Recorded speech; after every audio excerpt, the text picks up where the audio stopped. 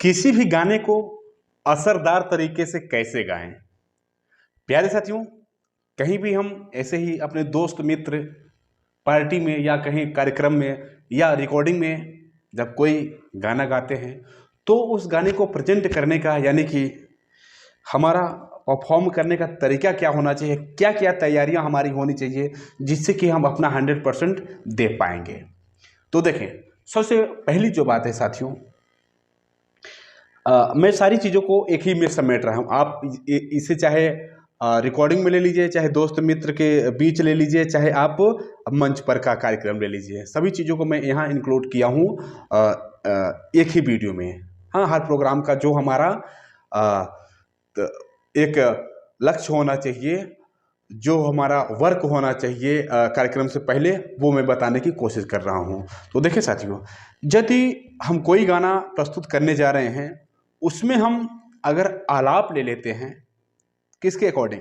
गाने के अकॉर्डिंग, यानी कि जो हमारा गाना जिस राग का है, जो सुर लगे हैं, उन्हीं सुरों का प्रयोग करके अगर हम आलाप उसमें लगा देते हैं तो गाना जो सुनने वाला है ना, वो समझ जाता है आपको कि आप एक सीखे हुए बंदे हैं, आपको संगीत के बारे में अच्छी जानकारी है। हाँ, और क्या होता है इससे ना कि एक माहौल बन जाता है। किसका?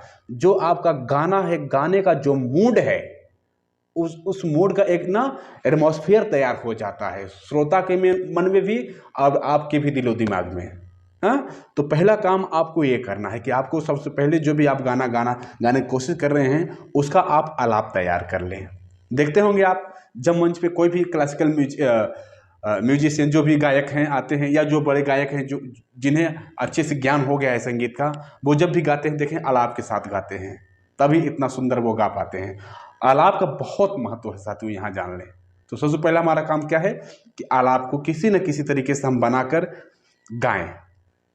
और दूसरा काम हमारा क्या है साथियों कि दूसरा काम, जो हम गीत गाने जा रहे हैं उसका हमें एक एक नोट मालूम होना चाहिए।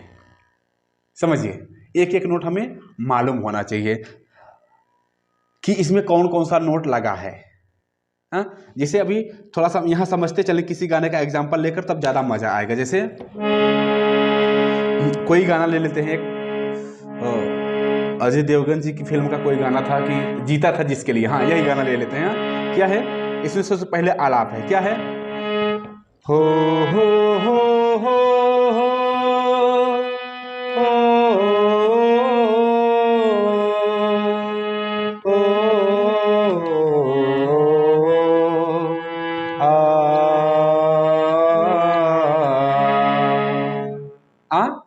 देखें यहाँ पर क्या चीज देखने को मिला आपको साथियों? आलाप, जो कि बहुत अच्छा लगता है। इस तरीके से गाने पहले आलाप लग जाता है। तो क्या आप देखें, पहले सबसे पहले आलाप, फिर क्या चीज आपको मालूम होनी चाहिए कि गाने में जो नोट लग रहे हैं वो आपको मालूम होने चाहिए कि इस गाने में कौन कौन सा नोट यूज हो रहा है।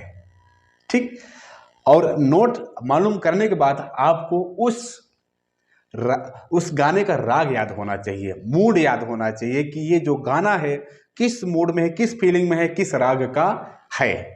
तो जब आप राग जानते रहेंगे ना, तो जो भी सुर लगाएंगे आप ना, फुल स्वतंत्र होकर एकदम एग्जैक्ट उसके एटमॉस्फेयर के अंदर, समझ रहे हैं? तो उसकी जो फीलिंग आएगी, जो लोगों के अंदर जो उसकी मूड की फीलिंग जब जाएगी, तो बहुत जोरदार असर करता है साथियों ये चीज। हाँ, जैसे कि अभी एक गाने में देख रहे हैं, इस गाने को मैं सॉल्व भी करूंगा एग्जाम्पल के तौर पर और समझाता भी जाऊंगा। तो देखें, हमने क्या क्या देखा, क्या क्या सीखा कि आलाप लेना चाहिए और गाने का एक एक नोट मालूम रहना चाहिए। और तीसरा चीज हमने क्या सीखा कि हमें उस गाने का राग मालूम होना चाहिए। जैसा कि ये है, तो ये गाना जो है साथियों, यह राग शिवरंजनी का गाना है। हाँ, जिसमें कि 2 विकृत सुर और लगे हैं एक्स्ट्रा, समझिएगा। अब आपके शिवरंजनी में, शुद्ध शिवरंजनी में तो सारे कोमल का पाधा लगता है, बट इस गाने में कोमल नी का भी प्रयोग किया गया है। जैसा कि हो हो कोमल नी पर ना, तो ये चीज आपको मालूम रहना चाहिए कि हमें कोमल नी भी लेना है। अब नहीं कि गा प धा सा। नो, आपको यहाँ फीलिंग चेंज करनी है, क्या दिखाने के लिए, और सैडनेस दिखाने के लिए कि ठीक। तो यहाँ जब इसको गाएंगे आप ना, तो उसकी फीलिंग एकदम चेंज हो जाती है। अगर यहाँ से सीधे यहाँ आ जाते हैं आप ना, तो वो फीलिंग नहीं आती। तो शुद्ध सुरों का हो गया मेल ने, देखें देखिए वो फीलिंग यहाँ नहीं आ रही है चीज करने में। बट यहाँ जब विकृत सुर लग जा रहा है एक और, तो वो फीलिंग आ रही है कि ओ हो दुख वाली। क्लियर। तो ये चीज आपको मालूम होना चाहिए कि एक्स्ट्रा और कौन सा सुर लगा हुआ है। तो देखें सा रे कोमल गा पा धा कोमल नी, इतना हो गया। और एक सुर में बता दूं साथियों, इस गाने में लगा है कौन सा, शुद्ध गा। ठीक, एक्स्ट्रा नोट 2 लगे हैं। सा रे कोमल गा पा धा तो हो गया आपका शुद्ध राग का, शिवरंजनी का। और कोमलनी और शुद्ध गा, इसमें विकृत सुर यूज, सॉरी विवादी सुर यूज किए गए हैं, ताकि गाने में फीलिंग और आ सके।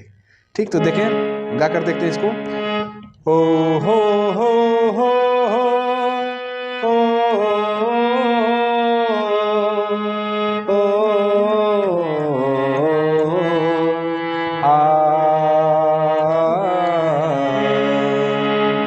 जीता था जिसके लिए मरता था, एक ऐसी लड़की थी जिसे मैं प्यार, शुद्ध गा देखिए, जिसे मैं प्यार करता, कोमल गा पे फिर था। अब देखिए कितने सुर लगे साथियों इसमें, समझे। सा रे कोमल गा, शुद्ध गा पा धा और कोमल नी, और नीचे का पा और धा, इतने सुर इसमें शामिल हुए। तब जाके क्या बना साथियों, यह गाना बना पूरा। इसके आलाप आए, हाँ, और पूरा गाना आया, गाने की फीलिंग आई किस तरीके से, ये हम सुनने वाले को असर डाल सकते हैं, सुनने वाले को अच्छा लगा सकते हैं। हाँ, तो इतना चीज इसमें शामिल हुआ, तब जाके यह गाना अच्छे से हो पाया। तो क्या क्या आपको ध्यान रखना है, सबसे पहले कि ऐसे अगर कर ले सीक्वेंस बाय सीक्वेंस, तो इसमें कौन कौन सा नोट लग रहा है, किसी भी गाने को आप गाने जा रहे हैं कौन कौन सा नोट लग रहा है, उसके बाद वो किस राग का है, उसमें विवादी सुर कितने लगे हैं, फिर आलाप बना लेना है। फिर क्या करना है आपको, ज़्यादा से ज़्यादा रियाज कर लेना है। आप एक चीज़ आजमा लीजिएगा कि कोई गाना आप जब फर्स्ट टाइम गाएंगे, देखिएगा उतना अच्छा नहीं लगेगा, और उसे 2 4 6 दिन 1 हफ्ते रियाज करके गाइएगा उसी गाने को, फिर देखिएगा कैसे वो सुनाई देता है। बहुत कुछ धरती आसमान का अंतर दिखता है साथियों। आप चाहे तो खुद फर्स्ट टाइम पहली बार जब गाएं तो रिकॉर्ड करके रख लीजिए, फिर 8-10 दिन रियाज करने के बाद आप फिर से रिकॉर्ड करें और दोनों में आप कंपैरिजन करें, देखें एकदम से अलग आपको दिखेगा कि दोनों में बहुत अंतर है। जो पहले मैं गाया था उतना मज़ा नहीं दे रहा था, और जो अब गाया हूँ बहुत मज़ा दे रहा है। तो इन बातों का ध्यान रखते हुए साथियों आप एकदम से महफिल जमा सकते हैं। ठीक, तो उम्मीद करते हैं साथियों वीडियो बहुत ही पसंद आया होगा। इस वीडियो में इतना ही, मिलते हैं किसी और प्यारे से वीडियो के साथ। तब तक के लिए आप सभी साथियों, सभी दोस्तों से नमस्ते, प्रणाम।